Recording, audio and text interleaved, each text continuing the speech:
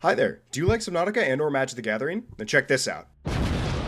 I took my Glarb Sea Creature Tribal deck and made a Subnautica version of all the cards. Each card with their own unique arts, and some of which have their own flavor text that either reference or are direct quotes from the games. But for today, we'll be focusing on this one.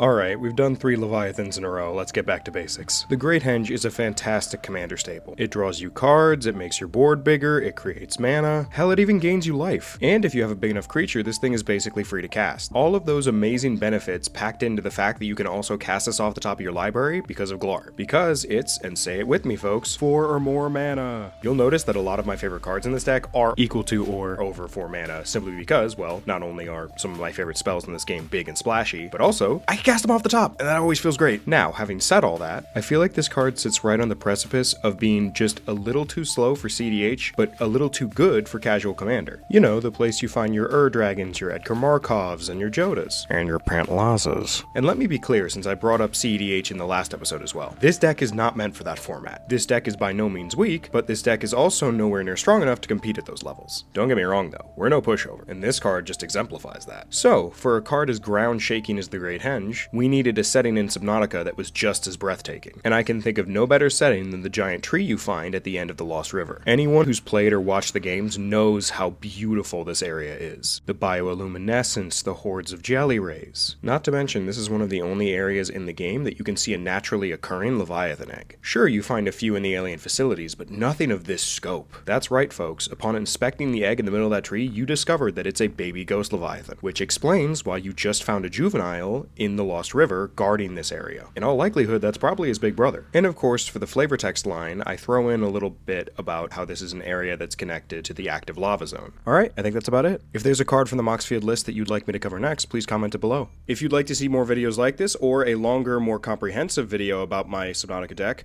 please click the link in the description. Oh, and subscribe for more!